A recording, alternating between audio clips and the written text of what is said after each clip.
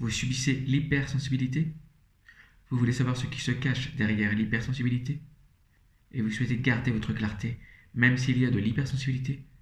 C'est ce que nous allons voir dans cette vidéo.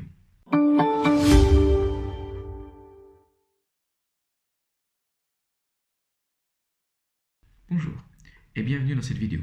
Mon nom est Sébastien Tomelin. Je suis coach intuitif, expert en positionnement pour fluidifier vos relations et optimiser votre carrière et votre business afin de vivre votre différence avec sérénité.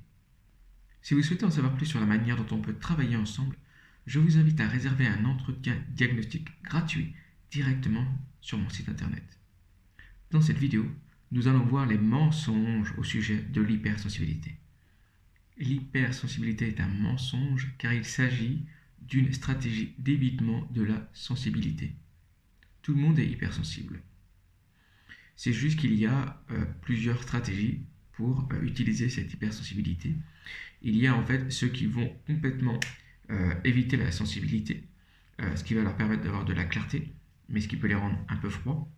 Il va y avoir au contraire les autres qui veulent éviter la sensibilité, c'est-à-dire qu'elles vont éviter en gros la colère et la tristesse, et qu'à chaque fois qu'il y aura cette sensibilité, vu qu'elles ne l'ont jamais intégrée, qu'elles ne l'ont jamais affrontée, ce qu'il va y avoir, c'est qu'il va y avoir une stratégie de peur, de fuite de ces émotions, et c'est ce qui engendre ces mécanismes d'agitation, ce qu'on appelle de l'hypersensibilité.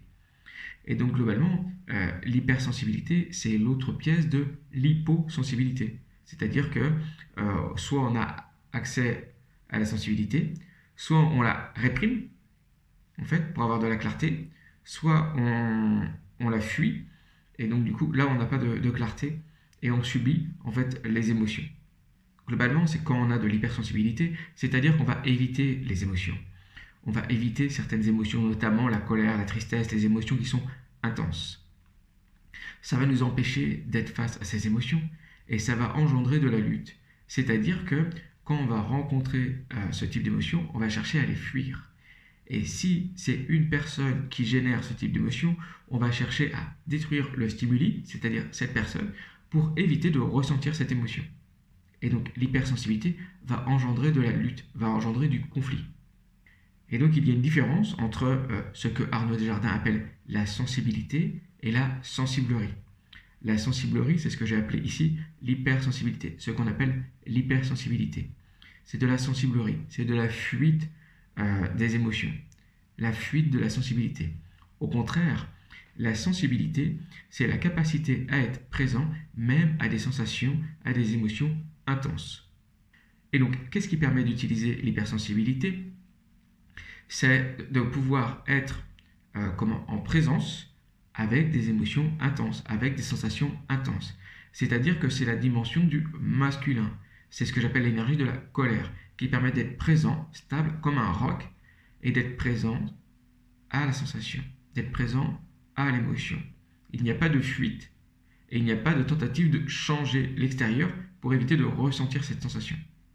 Et donc, à partir de là, il y a un accès à cette sensibilité, qui est chez tout le monde, et qui peut être utilisée. Globalement, la sensibilité, c'est ressentir ce qu'il y a à l'intérieur, et elle va être utilisée avec le masculin. Le masculin va poser ce qu'il y a à l'intérieur, il va le mettre à l'extérieur. Il va écouter le féminin, et il va l'exprimer à l'extérieur. C'est-à-dire que comment on utilise sa sensibilité, comment on utilise son hypersensibilité avec une structure. Ça peut être la langue que j'utilise pour exprimer ce que je ressens. Un autre exemple, par exemple, on va prendre Bernard Arnault. Donc lui, il va écouter les créateurs, il a cette capacité et cette sensibilité qui lui permet de comprendre les créateurs, et en même temps, il a cette intelligence et cette rigueur qui lui permet de mettre en forme et de déployer en fait toute cette créativité. Je prends un autre exemple que je connais bien, c'est le mien, c'est-à-dire la clairvoyance. C'est-à-dire que moi, je vais pouvoir ressentir des émotions intenses et diverses émotions, et je vais pouvoir discerner les sensations, discerner les émotions, et focaliser sur, en gros, la problématique racine, c'est-à-dire ce que je sens, l'émotion qui n'a pas été intégrée, c'est-à-dire l'émotion inconsciente, refoulée, qui n'a pas été intégrée. Et donc c'est cette sensibilité-là qui va me permettre de ressentir, d'avoir cette finesse, et d'aller voir jusqu'à la racine.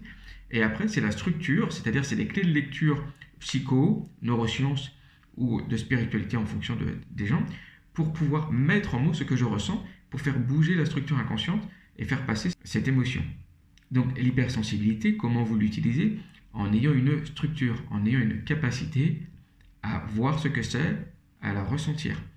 Donc si vous avez des difficultés avec l'hypersensibilité, que ce soit vous-même, vous avez du mal à être en contact avec votre sensibilité et l'exprimer de manière claire, ou alors vous rencontrez des personnes qui sont hypersensibles et vous avez des difficultés à communiquer avec ce genre de personnes, si vous avez besoin d'un coup de main, je vous invite à réserver un entretien de diagnostic gratuit directement sur mon site internet pour qu'on voit comment on peut avancer ensemble et comment utiliser cette hypersensibilité.